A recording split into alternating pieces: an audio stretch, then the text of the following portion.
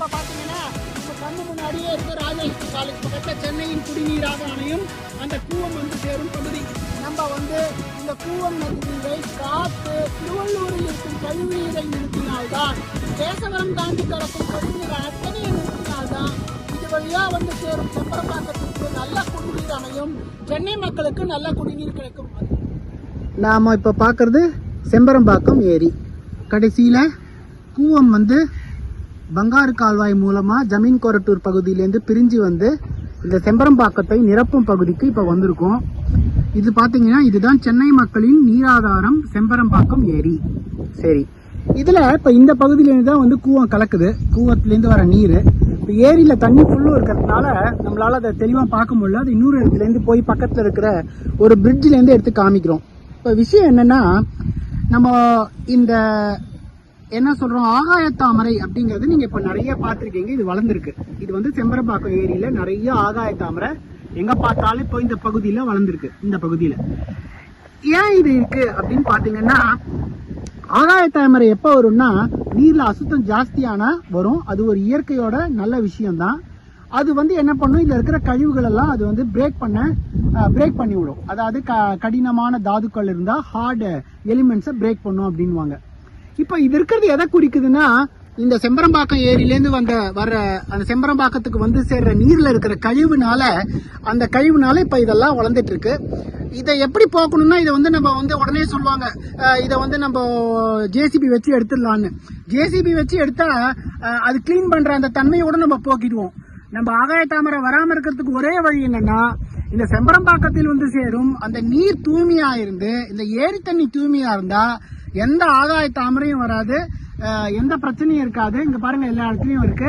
அது பாட்டுக்கு தெளிந்த நீரா இருக்கும் எல்லா ஊர்லயும் நீங்க பாக்குற ஏரி மாதிரி. சோ இந்த செம்பரம்பாக்கத்தை நாம தூய்மையா வைத்திருக்கிற கூடிய ஒரே வழி, இதில் சேரும் கூவம் தண்ணீர், அதாவது ஜமீன் கொரட்டூர் திருமழிசையில இருந்து கொஞ்சம் தூரம் வெள்ளவேடு தாண்டி இருக்கிற ஜமீன் கொரட்டூர் செக் டேம்ல இருந்து பிரிஞ்சு வர அந்த கூவம் தண்ணி பங்காரு கால்வாய் மூலியமா இங்க வந்து சேருது.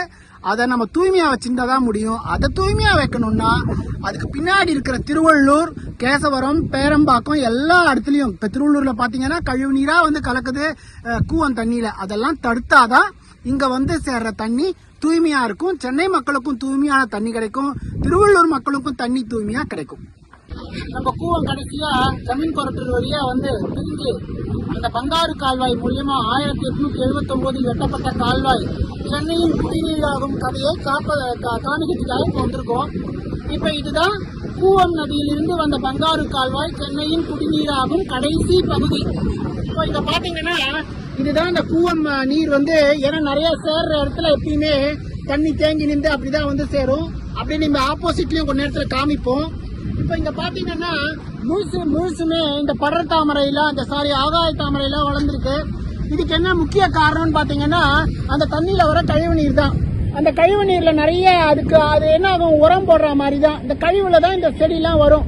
இதுவே வந்து கூவம் நதியில் வரும் அந்த கழிவு நீர் இங்க வந்து சேரும் அந்த கொடுமையை காமிக்குது.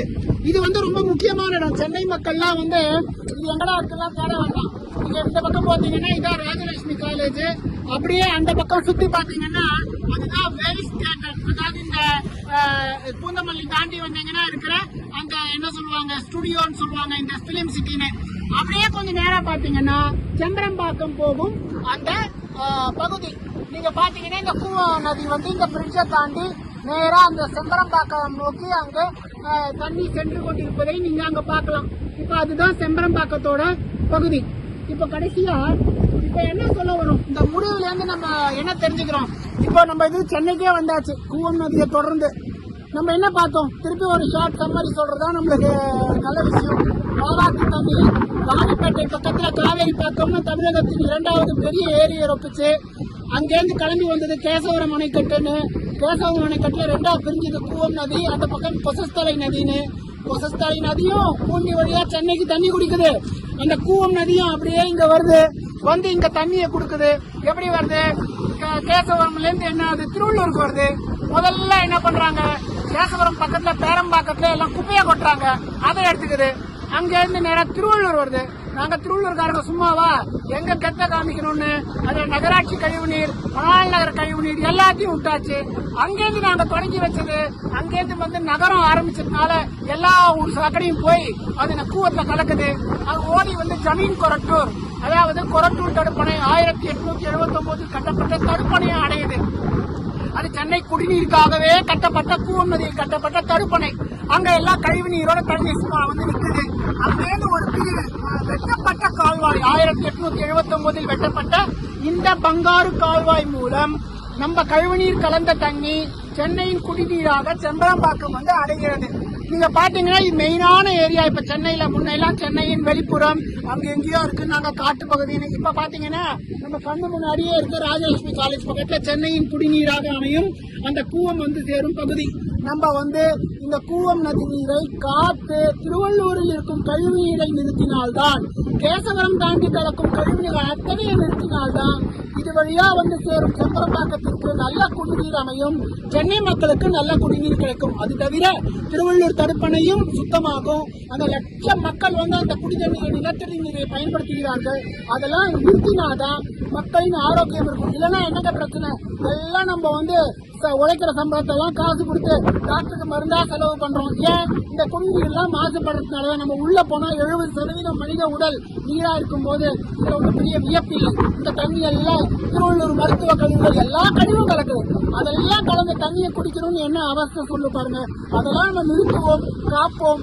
நமக்கு என்ன கோரிக்கைனா 35 கிலோமீட்டர் அந்த கேசவரத்திலிருந்து இது வெளியில் இருக்கிற பகுதி குடிநீராக இருப்பதனால் இது பாதுகாக்கப்பட்ட கூவம் குடிநீர் மண்டலம் சொல்றேன். பாதுகாக்கப்பட்ட கூவம் குடிநீர் மண்டலமாக கேசவரம் முதல் இந்த ஜமீன் கொரட்டூர் செம்பரம்பாக்கம் சேரும் வரை இருக்கும் இந்த பகுதியை நம்ம கோரிக்கையா வைக்கிறோம். தயவு செஞ்சு இதை பாதுகாத்தாதான் கோடி மக்கள் இதை நம்பி இருக்காங்க. தண்ணிக்காக சுகாதாரம் எல்லாமே இருக்கு, அதை காக்க முடியும். இதோட கூவத்தின் கதை செம்பரம்பாக்கத்தில் நிறைவடைகிறது. இதுக்கப்புறம் தொடருதுங்க.